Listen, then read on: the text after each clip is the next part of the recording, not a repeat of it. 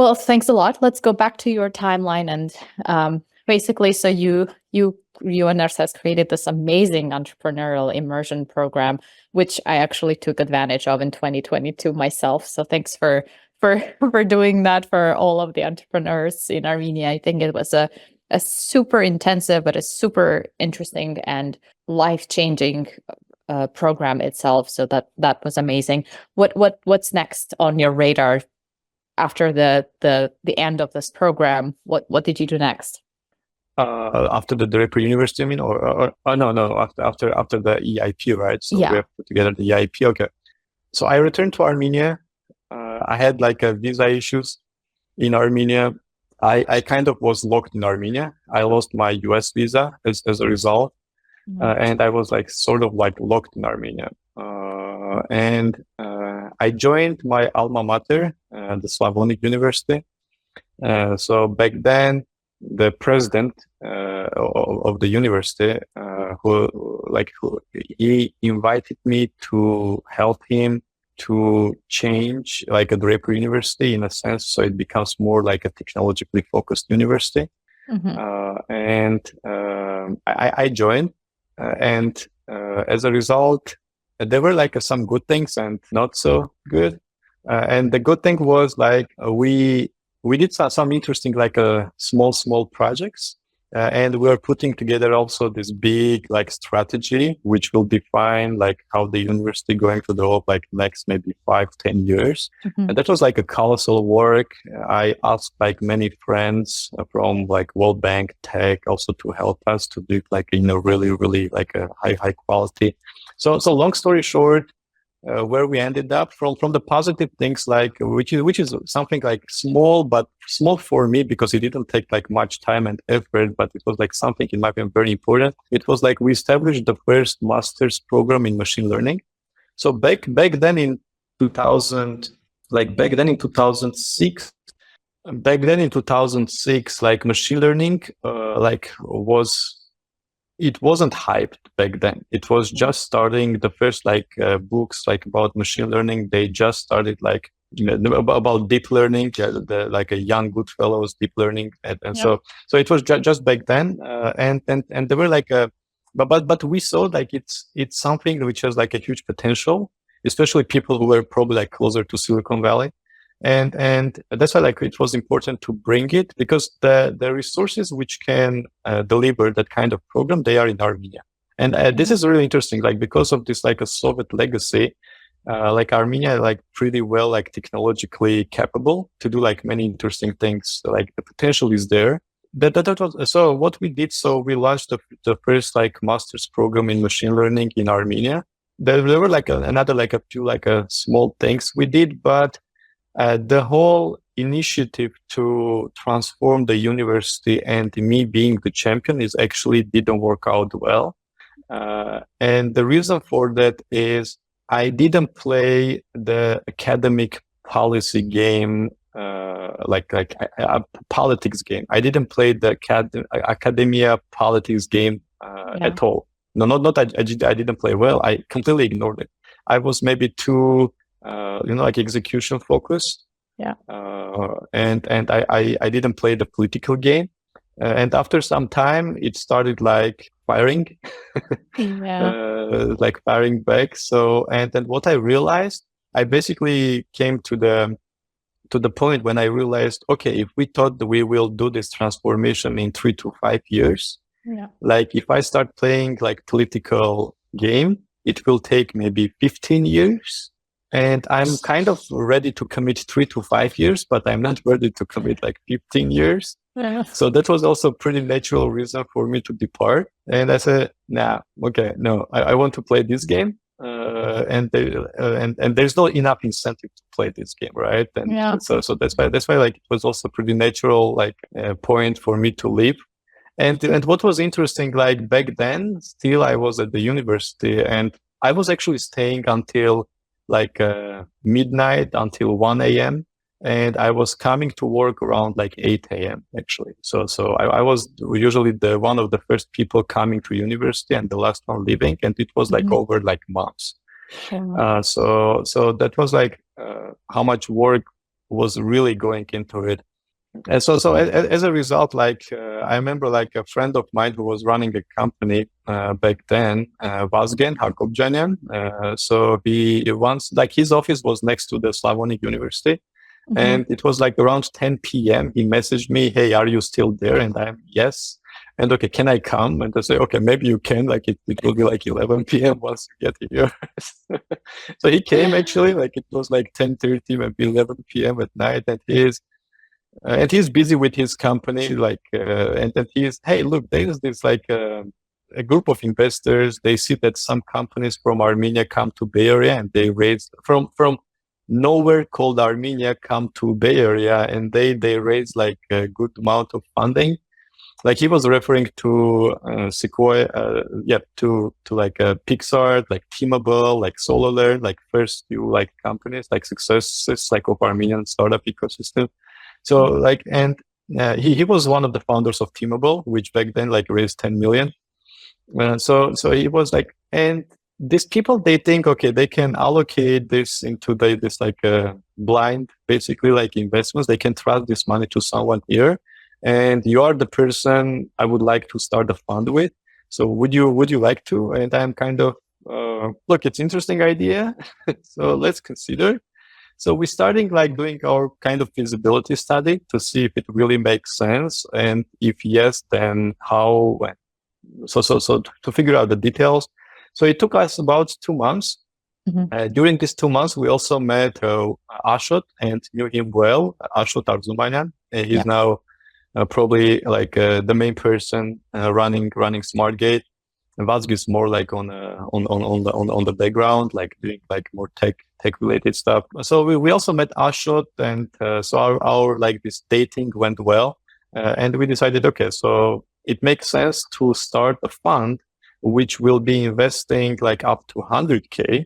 So it's an angel ticket size, because there were no angels in Armenia back then. There were no active angels, no angel networks. There was Granatos, which started investing from 100K. Yeah. And there were no like training facilities. There were no like educational programs like for startup. There was actually one from the Microsoft Innovation Center. And I went with my first company through it, or second, I don't know, like one of these like projects through it. And what happened, the person running it, she's the founder of SolarLearn. so she started her own company. And basically this niche was empty. It was really empty. Yeah. And we said, okay, so what we actually need to do, we have to invest these small tickets. But before investing these small tickets, we have to work with aspiring entrepreneurs. And this is how the Hero House, the Armenia Startup Academy, the Smartgate, like this whole thing, like was it came into existence. And then we started raising money. So we started raising money. The first year, like first, let's say 12 months, were absolutely unsuccessful. Like we had this commitment, which when we realized, okay, we want to work on this project, we got like a few 100K of other commitments. But when we went back to this group, they said, okay, we don't have this money anymore. So now we were in a situation, okay, we have much less money to start. But we can't start with that money. We at least need like a certain, we need to hit like a certain threshold for the whole thing to make sense. So we started like raising. Eventually, like, we also like pitched to Tim Draper. So his first reaction to our pitch was no. So then we realized he's visiting Istanbul for Startup Istanbul event.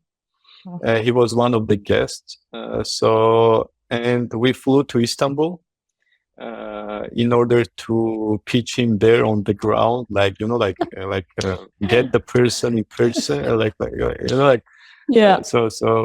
so that's what we did. and he was maybe impressed with our perseverance. I don't know what clicked there, but he said, okay, I'll support you. And that was a really important starting point, because like that kind of brand coming as one of the first investors, like for the first closing of the fund, like helped us to accelerate the rest of the story. Actually, one more shout out here is to Ali Asayan.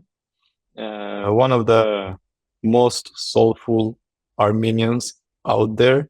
Seriously, like you have to have him in your podcast. Sold. So like absolutely, like Al is like the guy. Okay. Noted. So what happened there? Because Al was one of the very early people who really understood the global landscape of venture capital startups. He was one of the very early Armenians. There were like very few people. There is probably like maybe a dozen, and Al is one of them. Maybe like 20, 30 people. Like you're talking about Armenians. And that's it. And Al is one of them. And Al was one of the most active ones. He was probably the one who was sharing the most about his experiences, about like mentoring people. Like I mentioned Vazgen, and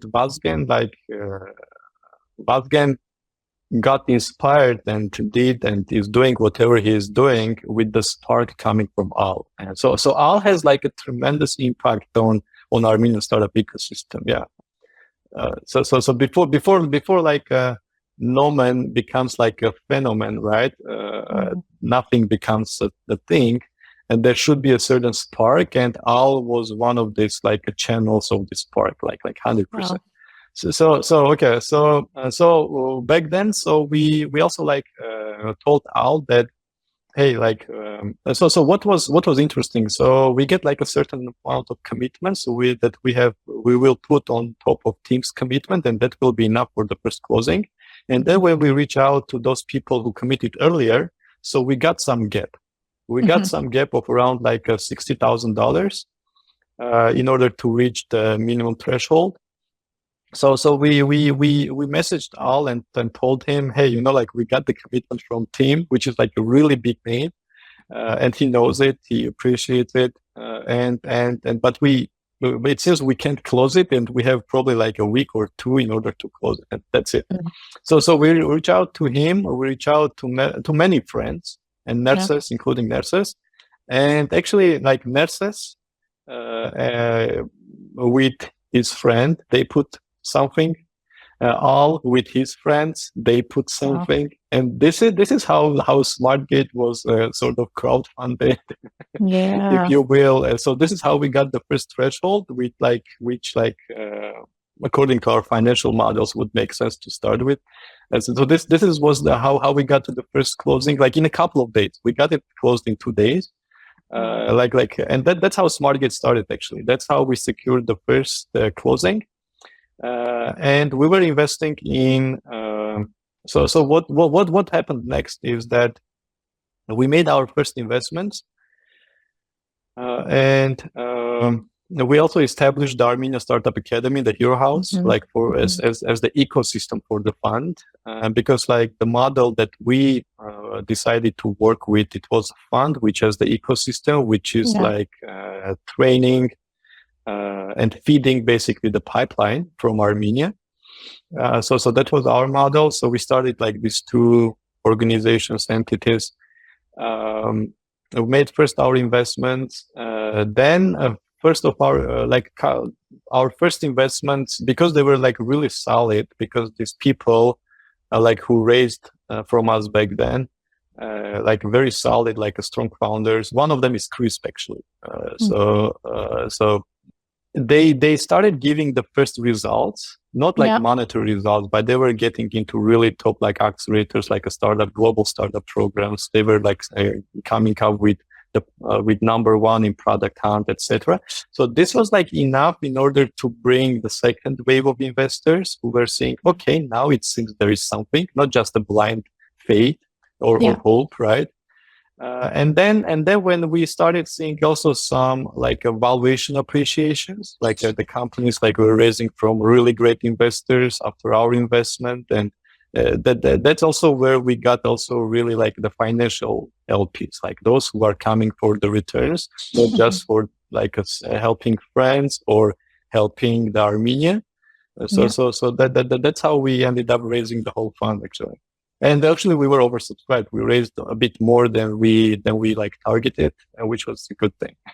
Yeah, I think there are so many things that, as you were speaking, one is the power of diaspora, right? In the initial phase where you had that gap and you just kind of were able to create a spark that motivated people to chip in and to really believe in something. And I think it's an important thing also to think about nowadays, as well as we are thinking about the diaspora and its power, is there's always has to be an idea that kind of makes people come together and makes people want to contribute to something. Without an idea, without a cause, without a mission, it's impossible to compile people together and bring them for something, which I think you did quite successfully at that point. Look, we were like very sincere. In my opinion, one of the things, like we were very sincere. It was like very natural fit in our opinion, also like in terms of the product market fit, right? We were like really caring about Armenia, like all three of us as founders. So it was also a kind of mission. So there was good product market fit. At least like the story was making sense, right? And also like we were like crazy hardworking, like all three of us, like workaholics. Like when we launched like SmartGate, I started not working on Sundays after only like 2.5 years or so. Seriously, like we were working like 7 days a week, like long hours. I even like once I had a call, and I was at Hero House. My call ended at like, I don't remember, maybe 1 a.m. or 3 a.m. And my next meeting at Hero House is at 8 a.m. or 8:30. And I had this like very tempting idea to stay at Hero House, but it was kind of taboo. We didn't want it to be a place where people like stay for overnight. So I said, oh no, I need to go home and I need to come back. Wow. That's super interesting.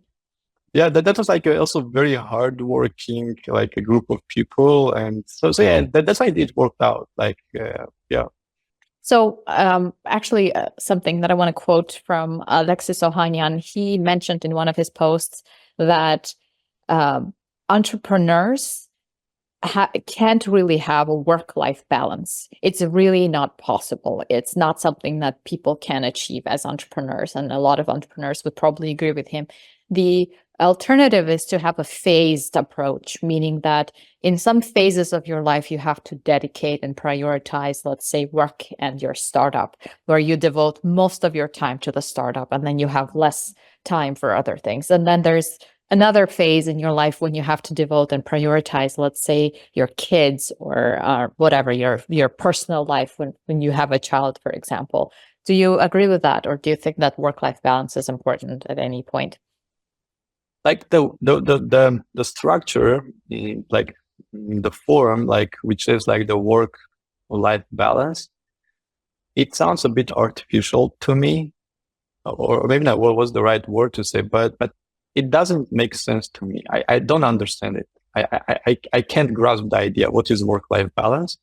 Because if you are like really into doing something, you are doing it. If you are not into really doing something, you don't do it. I understand that like there's this job security and like financial like security and this kind of stuff, but it's temporary. It's really temporary thing. And once you are ready to go through this like a death valley, that you know that for a certain period of time you're not going to be hungry. Always there will be good people who will feed you, but you are not going to have, let's say, much cash, right? Or money in your bank account. But once you are fine with it, that's a really, really like a strong, really potent place to be, in my opinion. Once you are ready, once you are comfortable with that idea that I'm doing whatever I want to do, whatever it takes, and I'm fine with all this stuff because it's temporary. Once you have that thing, that's a very like I would love to find entrepreneurs who are there and fund them because they will be in a place where they will raise with the lowest valuation, but they are the most like a potent, in my opinion, like entrepreneurs out there. And I went through it. I went through it myself when I left World Bank, because like the salary was like great. I had some savings as well, but I paid really. I paid like for my Draper University program around like maybe like the total cost for me was about, I don't know, $12,000-$15,000. Back then it was much more, than it is even today. But that was like really significant amount of money for myself. And I even like took like a debt in order to cover the tuition.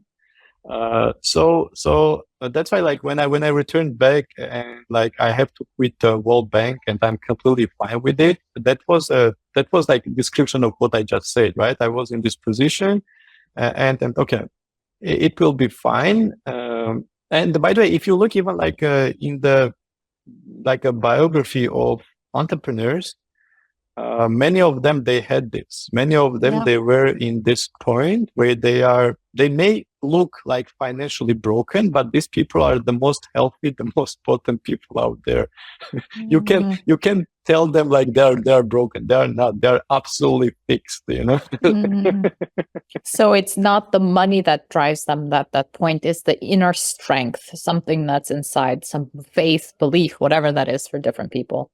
Look, absolutely. Like one of the biggest problems, I'm sure you know, and like probably everyone will agree, like one of the biggest problems of the Western society is the cult of money. Yeah. Look, if you treat money, that's really important, by the way, how the relationship with money is one of the important aspects in person's life, in my opinion, like how you treat money. Like, if there's any emotional attachment to money or to things which come with money, you want to be there. You don't want to be there. Okay. So you don't want to be there where there's emotional attachment to money or things which can come or with money.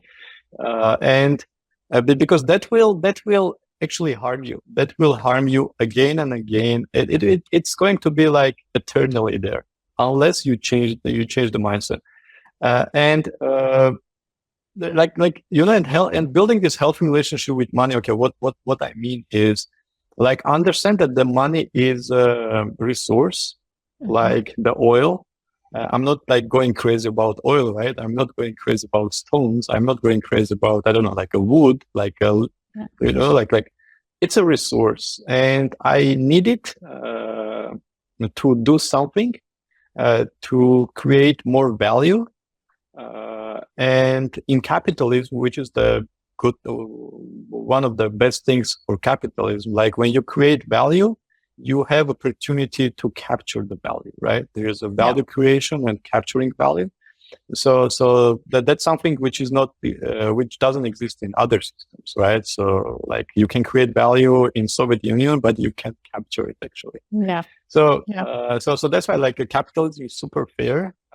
And it's based on very like natural like principles. So coming back to the healthy relationship with money. Okay, so it's a resource, and as any resource, you want to have more of that in order to like create more value. Because sometimes you need like more of that resource to create bigger value, to get into more like a competitive place, right? Or build like a competitive edge, etc.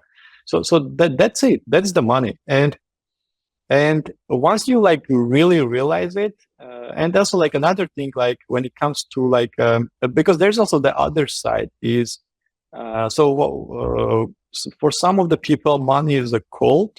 And for some of the people, money is evil, by the way. That's also present, especially like with the, I don't know, maybe like in the post-Soviet region, probably like I've seen it more myself, maybe also in other parts of the world.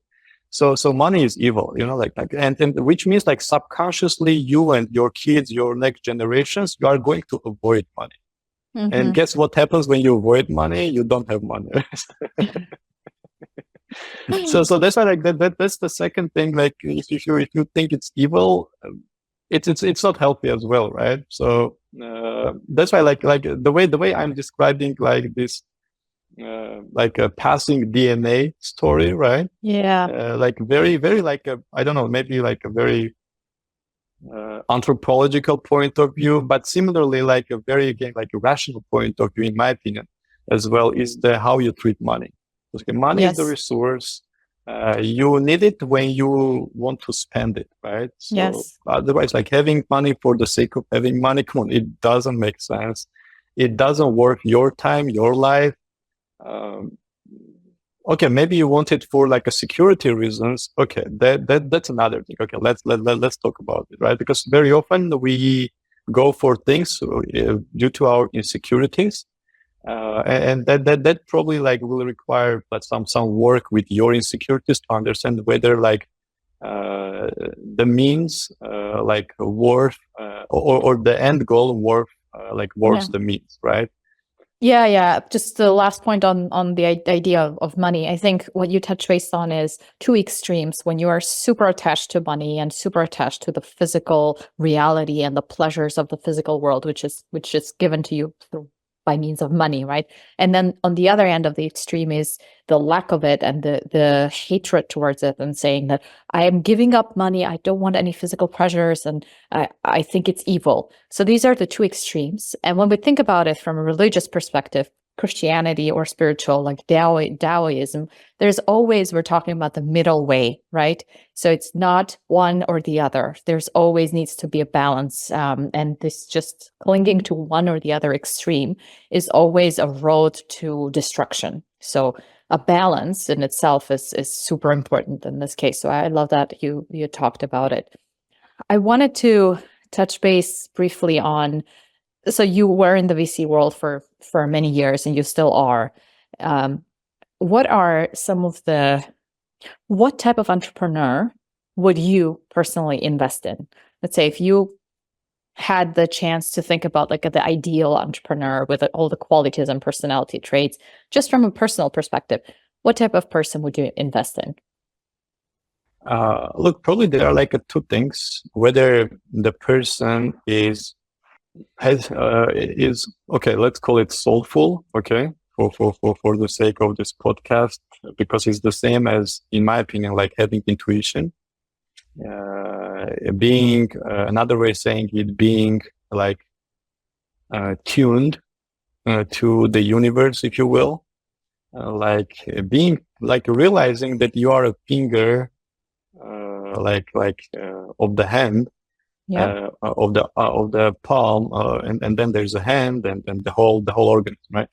So like realizing that you are a finger and you have to do your part. Sometimes, okay, you want to go crazy and do some crazy things, but as soon as you look into your soul, you see these are the crazy things and you can cut them off. Because it doesn't make sense. Not because it harms you, but you still want it. No, as soon as you realize it doesn't make sense, it doesn't make sense. You don't want things. You don't do things which doesn't make sense, right? Yeah. But not only rationally, but also emotionally. So if your heart is also like in the right place, which is now is about this attunement. So one thing is I would love and I love like seeing this kind of people, and even like. For me, even if it's not about like investing like money, because maybe they are not ready at the moment, maybe the path they are taking is not the right one, because I see maybe something else that they don't see. So I sincerely try to help them. I try to guide them. So because that's what, in my opinion, one finger should do to another finger, right? Yeah.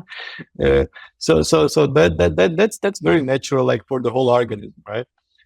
So that's one thing. So I would love to see that kind of like intuition, soul, like a sincerity, integrity. By the way, that's part also of the integrity. Like when you see like that, like what people think, what people say, what people do makes sense. No, not make sense. Sorry, whether what they do like doesn't contradict to each other.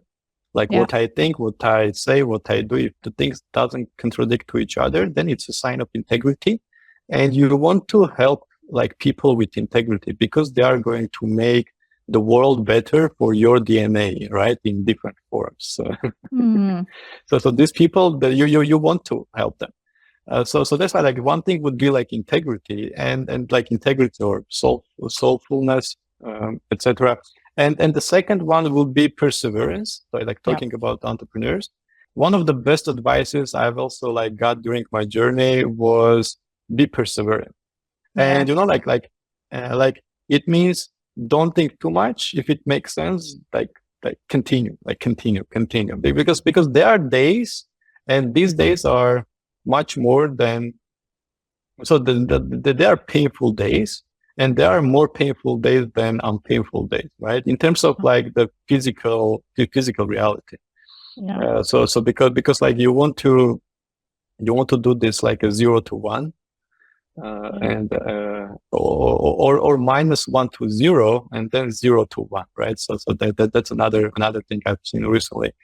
So now from this like -1 to 0 and then 0 to 1, that requires like working, if you will, against entropy, against some of the basic like laws of the universe, because you want to bring into order in a world which is moving towards chaos, right? You want to like create your organization. It's a structure. There is order in order to achieve a goal, right? In order to take this hill. That's it.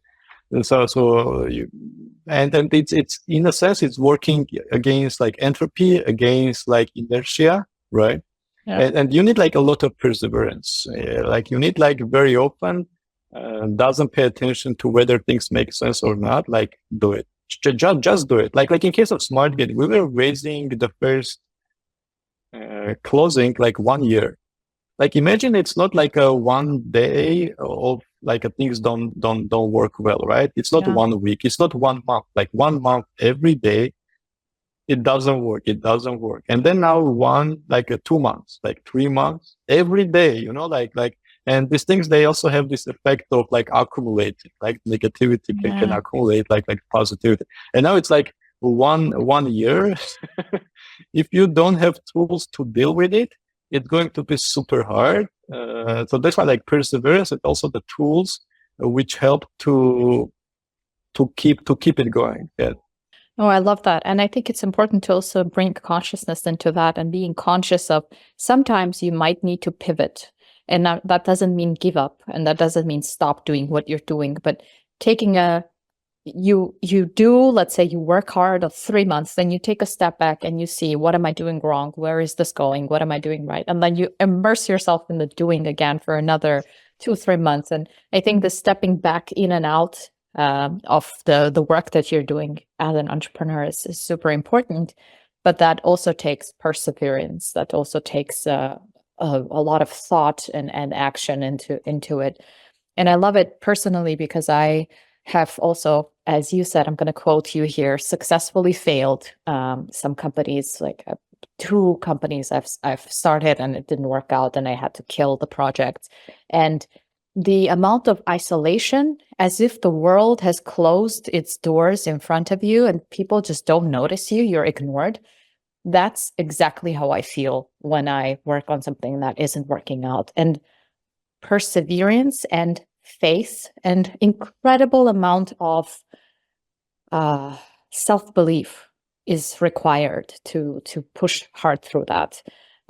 So I love that you mentioned that. I don't know if you want to comment on that. Otherwise, I have a couple more questions for you.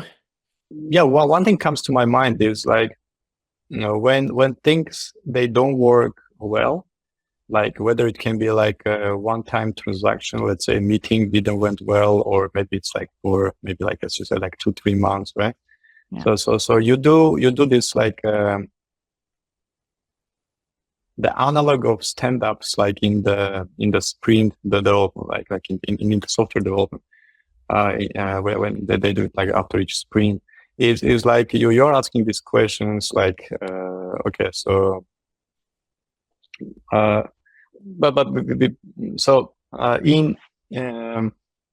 Look, because we talked about, I just want to give maybe a bit wider context, because we talked about like organizing something in order to achieve a goal. That's what think about like building companies to create a value.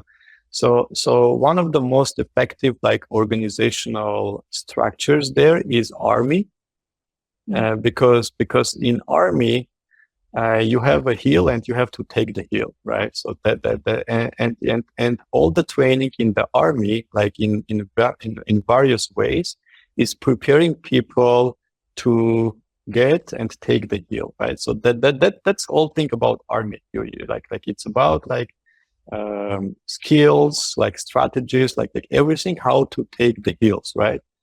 And one of the like and in army, one of the most like effective groups are the spetsops, right? That the spetsops are the elite of any army, and one of the outstanding spetsops in US Army are the Navy SEALs, right? So these are the top of the top, right? And Navy SEALs, they have this briefing like exercise after each mission. They ask like 3 questions. So what went well, what didn't went well, and what are our new standards?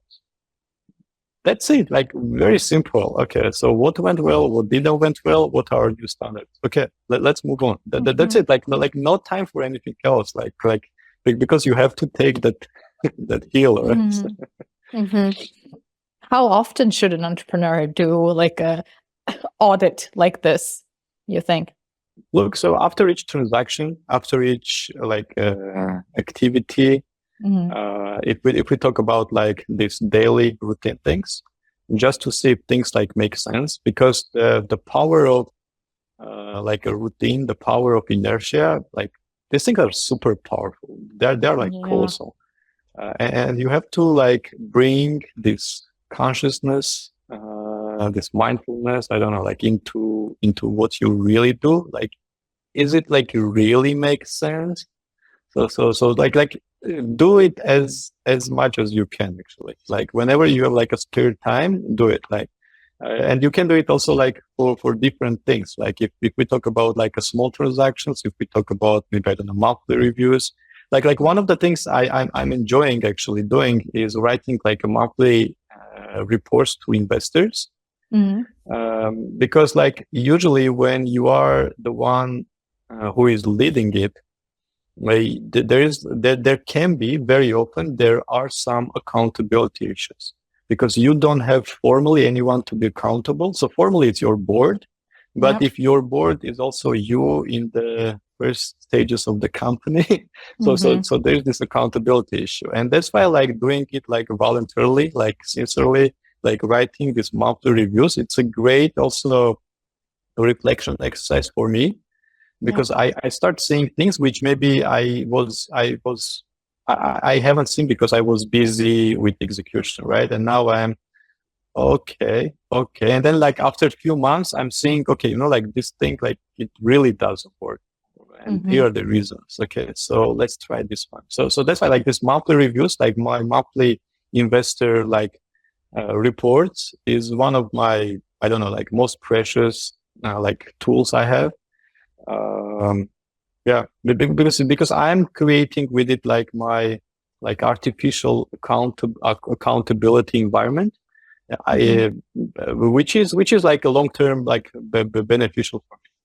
Thank you. Talking about SmartGateVC, it's mostly investing in Armenian entrepreneurs, and I've had a chance to speak to an Armenian VC very recently, and I will not name his name because I'm not sure if he would want to be quoted here, but he said that an issue that he has with Armenian entrepreneurs is he finds it difficult to trust them, especially Armenian entrepreneurs from Armenia. Why do you think that's the case? And this might be a very maybe subjective opinion. I can't say for sure, but do you think that there is a truth in that statement? And if so, why is that the case? Look, I don't think it's something special. Like trusting Armenian entrepreneurs. If you don't trust entrepreneurs, you don't trust entrepreneurs. If you trust entrepreneurs, I don't think like entrepreneurs have nation. So you either trust, you don't trust. And talking about the early stage investing, it's all about trust.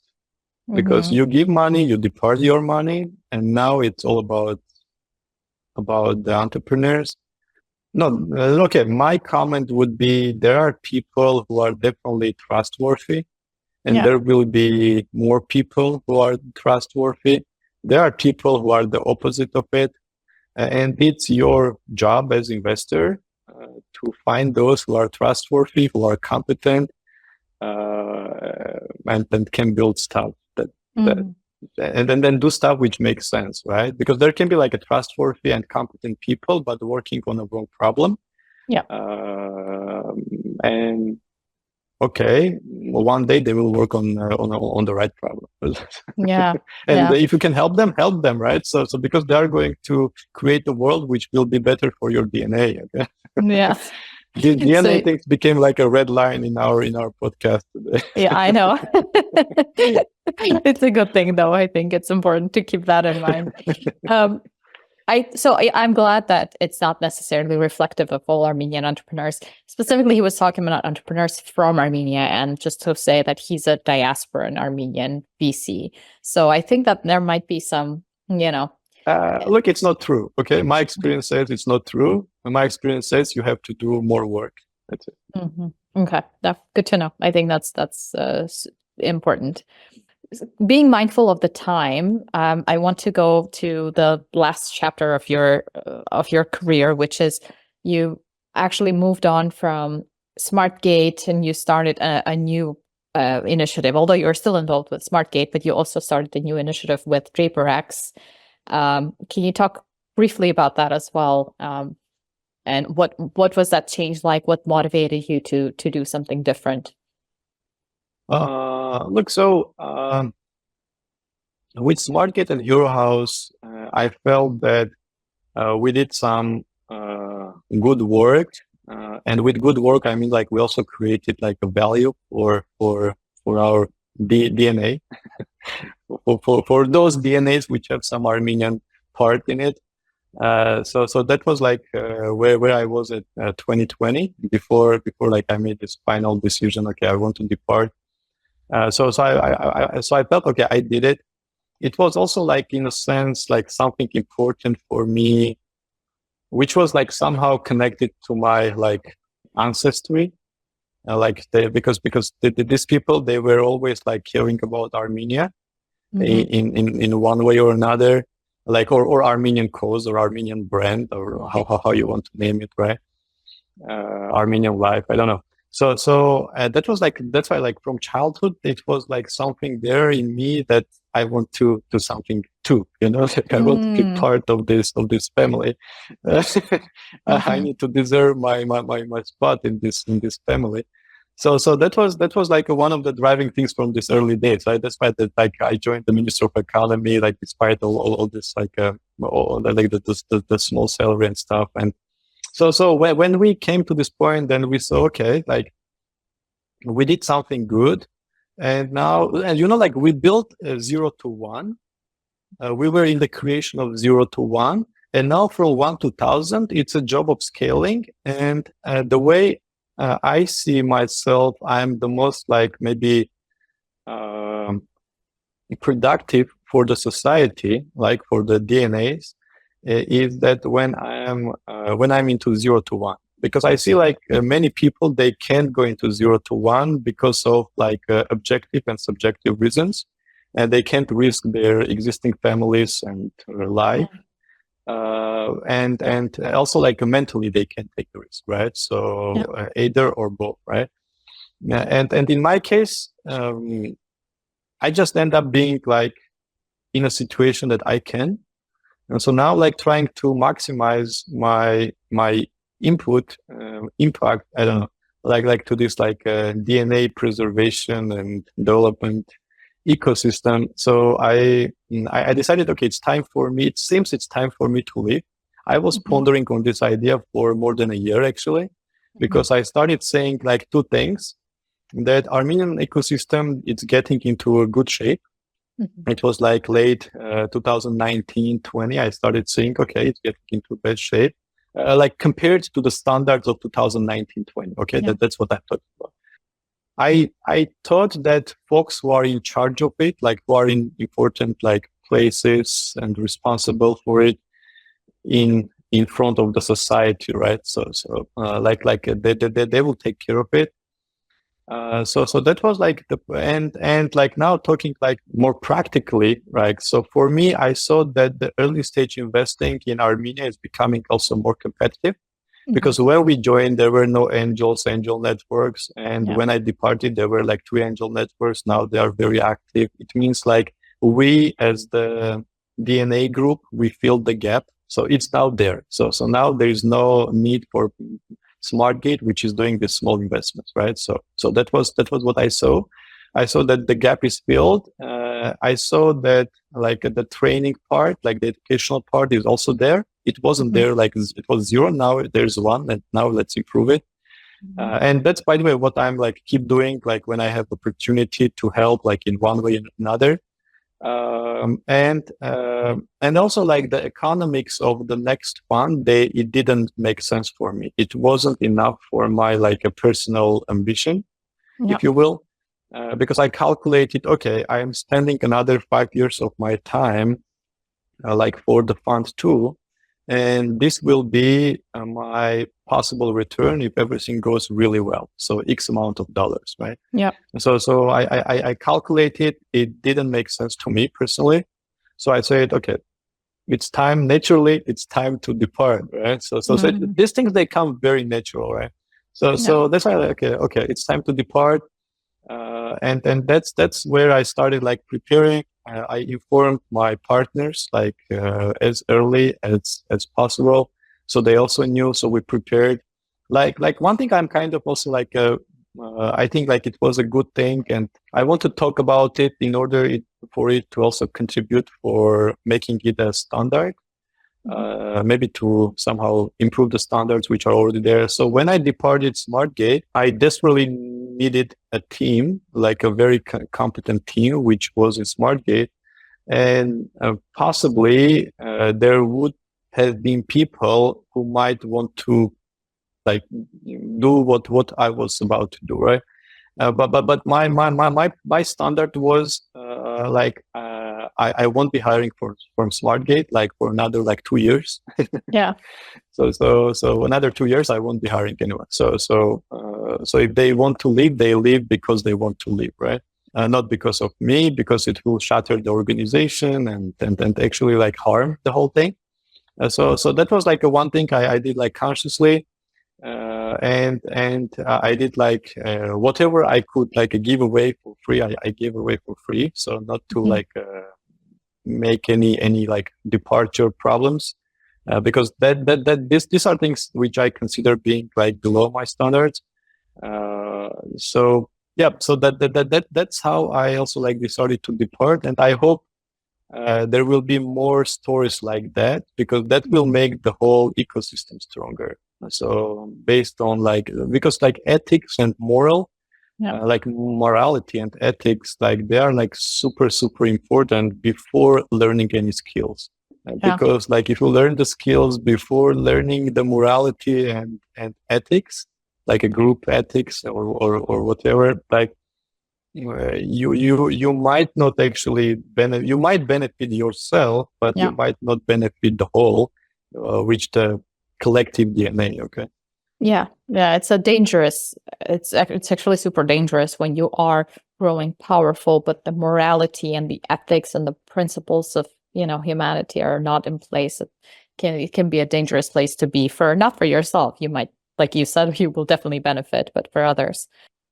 Since we are out of time, I wanted to just do a couple of last fire questions, which just briefly to touch base on a few things that I didn't manage to do. So one piece of advice you would give to Armenian entrepreneurs in this day and age of AI, which is rapidly evolving.